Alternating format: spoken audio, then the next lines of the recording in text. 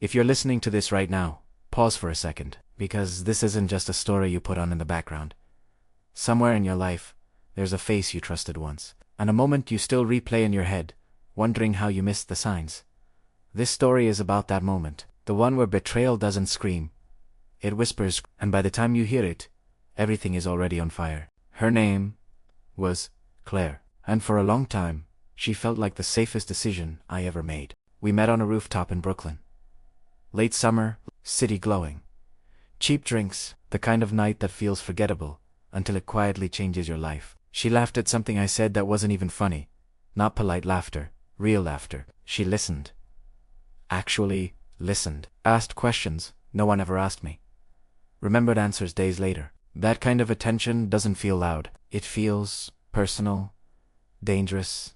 I was 36. Divorced. Tired of pretending I didn't want something real. Claire didn't feel exciting.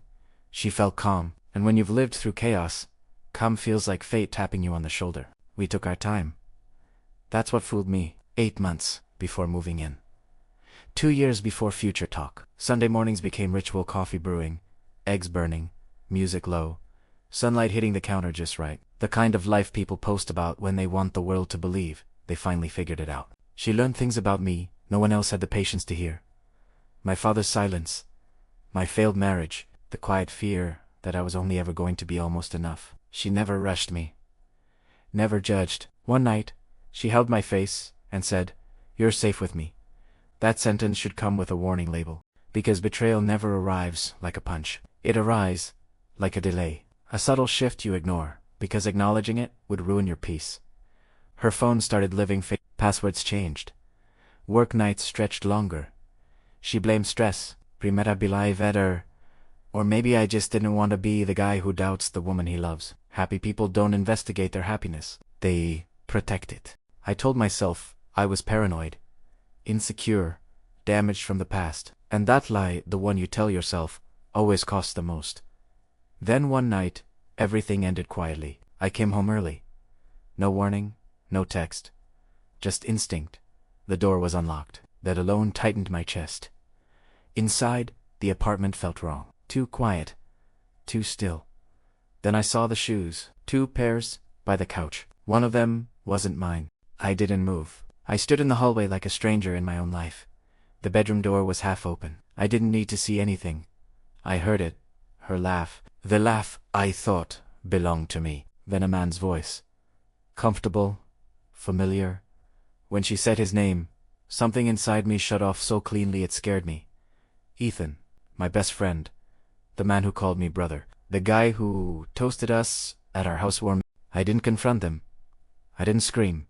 I walked out. And that's when I learned something most people never do. Silence isn't weakness. Silence is power. If this story already feels close to home, stay with it. And if you're the kind of person who appreciates real stories like this, take a second, hit like, and subscribe. It tells the algorithm this isn't just noise, it's truth.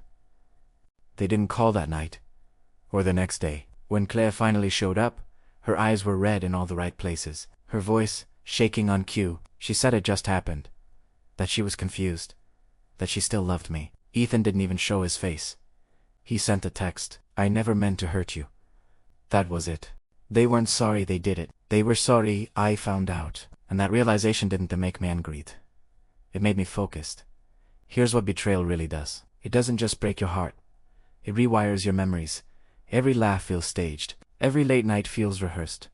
You replay conversations, searching for the moment you should have known. You stop trusting your own judgment. And that's where the real damage lives. For weeks, I didn't cry. I functioned. Work. Gym. Emails. At night, the one question kept drilling into my head. Was I ever enough? That question can destroy you or sharpen you.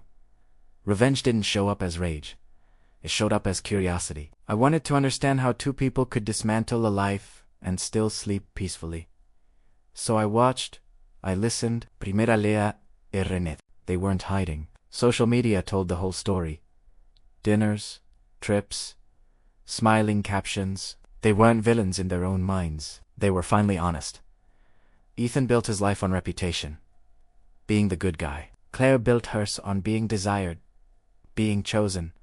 Those were their weak points. I didn't attack them. I invested in them. I helped Ethan professionally, introduced him to people he needed, lifted him higher while quietly stepping back from protecting him. Power doesn't announce itself. It withdraws, Claire noticed. Guilt always leaks eventually. Months later, she texted me. I miss talking to you. Not sorry, just nostalgic. I didn't reply immediately. Timing matters. When I did, I was calm, warm, familiar. I listened while she talked about how unhappy she was, how Ethan had changed, how she felt lost. I let her talk herself into clarity. Here's the twist nobody expects. Revenge isn't about destruction. It's about revelation. I didn't steal her back. I didn't need to. I let her see who Ethan really was when admiration dried up, when loyalty cost something. And when she came back, crying, shaking, asking for forgiveness, I felt something unexpected. Nothing. I realized I didn't stop loving her because she betrayed me. I stopped loving her because she could. Ethan's fall was quiet. No explosions. No drama. Just reputation dissolving. Trust evaporating. Doors closing. I didn't push. I just stepped aside. When Claire asked if we could start over, I told her the truth. You didn't break me, I said. You revealed me, she cried. I felt clean. If this story hit you somewhere personal, share it with someone who needs to hear it. Some lessons don't come from advice. They come from recognition. Revenge doesn't taste sweet. It tastes clear. Not because you win, but because you finally stop bleeding. Choose who you trust carefully, because not everyone who loves you is safe enough to keep you whole. And if you stay till the end, subscribe. This channel isn't about drama. It's about truth people don't say out loud. And you already know, this wasn't just a story.